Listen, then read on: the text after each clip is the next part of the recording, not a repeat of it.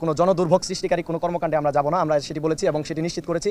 আপনারা যদি লক্ষ্য করেন সেটি বিগত দিনের আন্দোলনগুলোতে লক্ষ্য করলে দেখতে পারবেন যে বিভিন্ন ধরনের সহিংস কর্মকাণ্ড হয়েছে, জনদুর্ভোগ হয়েছে অন্যান্যদের আন্দোলনে। সেক্ষেত্রে আমাদের কারিগরি শিক্ষার্থীদের যে আন্দোলনগুলো হয়েছে সেক্ষেত্রে আমরা কোনো সহিংস কর্মকাণ্ডতে যাইনি এবং জনদুর্ভোগ সৃষ্টি করিনি। আমরা সার্বিকভাবে আপনাদের সহযোগিতা, প্রশাসনের সহযোগিতা এবং জনদুর্ভোগ সৃষ্টি না করে আমরা আমাদের সামনের দিকে এগিয়ে যাওয়ার লক্ষ্যে থেকেছি এবং এ পর্যন্ত আজকে এখন আমাদের সম্মিলিত সিদ্ধান্তের মাধ্যমে আমরা বিভাগীয় প্রতিনিধি এবং কেন্দ্রীয় প্রতিনিধি এবং জেলা পর্যায়ের প্রতিনিধিদের মাধ্যমে সম্মিলিত সিদ্ধান্তের মাধ্যমে আমরা আজকে এই সিদ্ধান্তে উপনীত হয়েছে যে এবং আমরা শাটডাউন কর্মসূচিতে যাচ্ছি এবং আমরা আমাদের যে 6 দফা বাস্তবায়ন কমিটি হয়েছে তাদের প্রতি সম্মান রেখে তাদেরকে সহযোগিতা করে এবং তাদের কাছ থেকে সহযোগিতা কামনা করে আমরা সামনের দিনগুলোতে এগোতে চাই। আমরা একটি কথা পরিষ্কার করে দিতে চাই, সেটি হচ্ছে আমরা আমাদের দাবি বাস্তবায়নের লক্ষ্যে এই ক্ষেত্রে আমরা কোনো জনদুর্ভোগ বা সহিংস কর্মকাণ্ডে যাব না।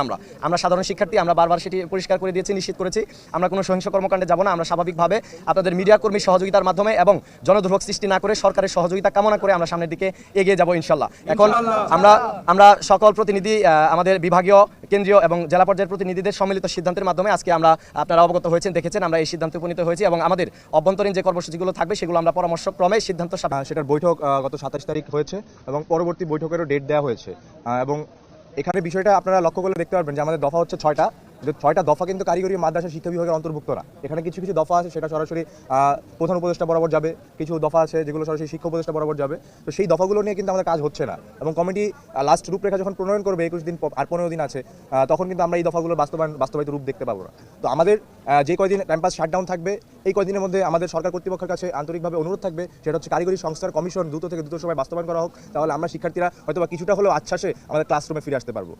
3 সপ্তাহ সময় আসলে আমরা বিগত 8 মাস সময় দিয়েছি, 3 সপ্তাহ সময় কেন দিতে পারবো না? তো কথা হচ্ছে যেই কমিটিটা করা হয়েছে, কমিটি করবে সুপারিশ, কিছু কিছু দাবি, যেমন 2 নম্বর দাবিটা সরাসরি বোর্ড থেকে বাস্তবায়ন হতে পারে এবং কারিকুলাম ডেভেলপমেন্টের যে বিষয়টা, মানসম্মত কারিকুলাম ডেভেলপমেন্টের বিষয়ে যদি কাজ করতে হয় তাহলে কিছু সময়ের প্রয়োজন আছে।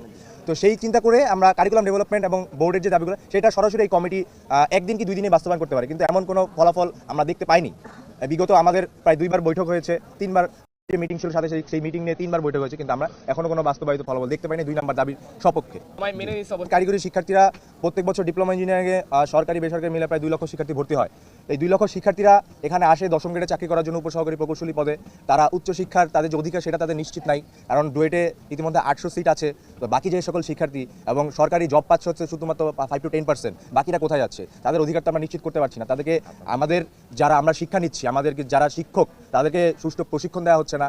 আমাদের টেকনিক্যাল টিচার্স ট্রেনিং কলেজ, সেখানে কোর্সের কোনো মানসম্মত রূপরেখা নেই।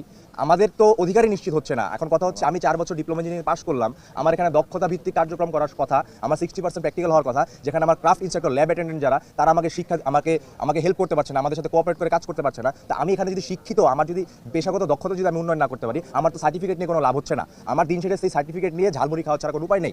কারণ আমার একজন টেকনিক্যাল এডুকেশনাল স্টুডেন্ট যারা, সে 3 মাসও যদি দক্ষভাবে কাজ করে বা কাজ শিখে, তার সার্টিফিকেটের প্রয়োজন নেই, তার দক্ষতাই তার শক্তি। আমাদের দাবি 6টা। কারিগরি মাদ্রাসা শিক্ষা বিভাগ কর্তৃক যে সুপারিশগুলো করা যাবে সেগুলো আপনি যদি খেয়াল করেন, 5 নম্বর দাবি যেটা সরাসরি কারিগরি উচ্চশিক্ষা মন্ত্রণালয়ে বাস্তবায়ন করা, সেটা কিন্তু কারিগরি মাদ্রাসা শিক্ষা বিভাগ করতে পারবে না সরাসরি, সেটা তারা সুপারিশ করতে পারে।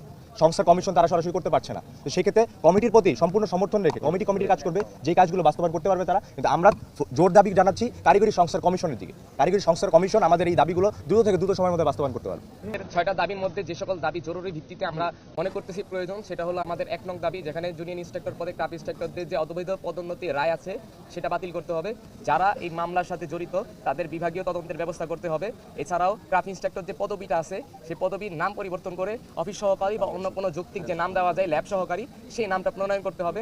নিয়োগ বিধি যে আছে, আমাদের নিয়োগ বিধি সংশোধন করতে হবে। ক্রাফট ইন্সট্রাক্টরদেরকে অবশ্যই যারা এসএসসি ভোগ অথবা এইচএসসি ভোকেশনাল থেকে আসতেছে তাদেরকে এই পদগুলোতে পদায়ন করার ব্যবস্থা করতে হবে।